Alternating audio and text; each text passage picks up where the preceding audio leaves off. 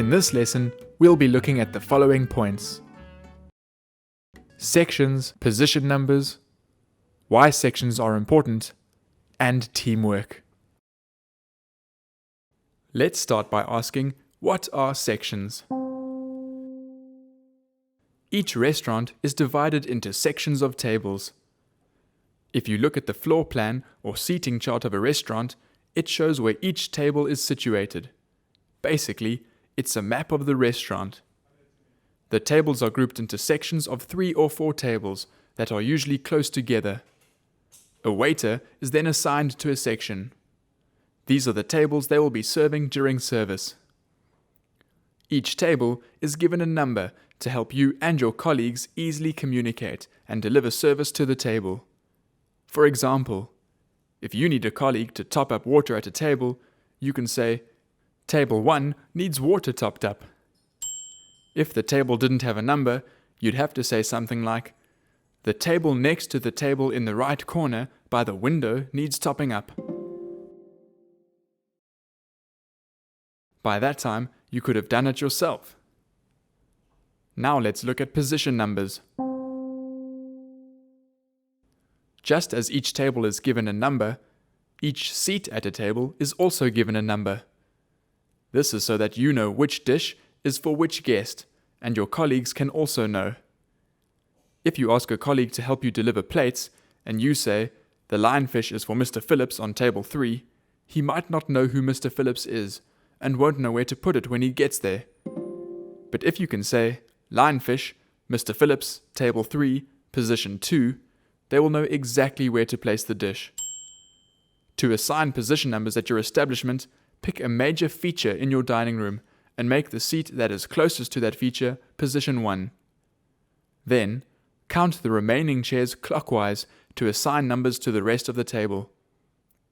For example, use the entrance to the kitchen as a feature, and then position 1 will be the seat at the table that is closest to that sign. Let's ask the question, why are sections important? Sections are important both for the flow of foot traffic and the staggering of orders. Let's start with flow. Sectioning the tables helps to manage the flow of foot traffic in the dining room.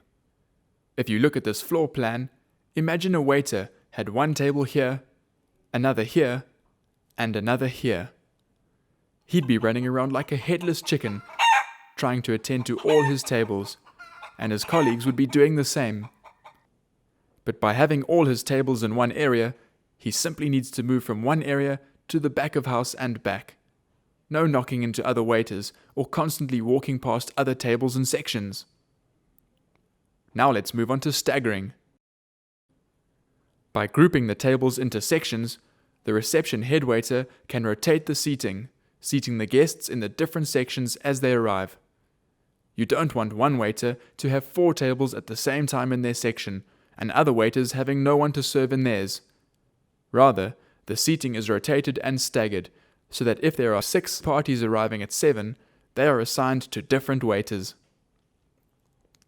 This also ensures that within one section, the different tables are at different stages of the dining experience.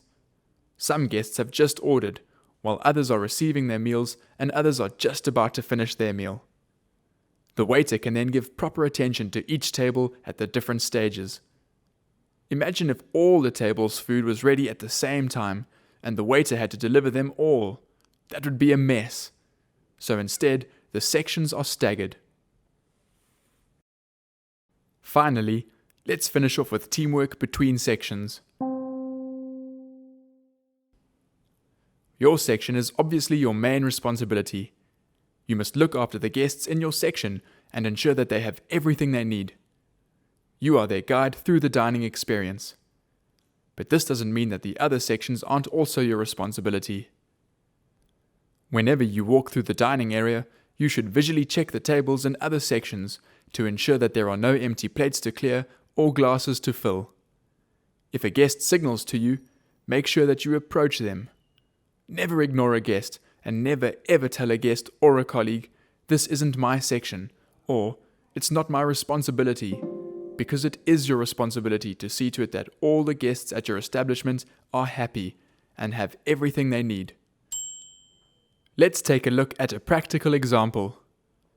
What should you do if you're busy tending to the guests in your section and a guest from a colleague's section requests something from you too?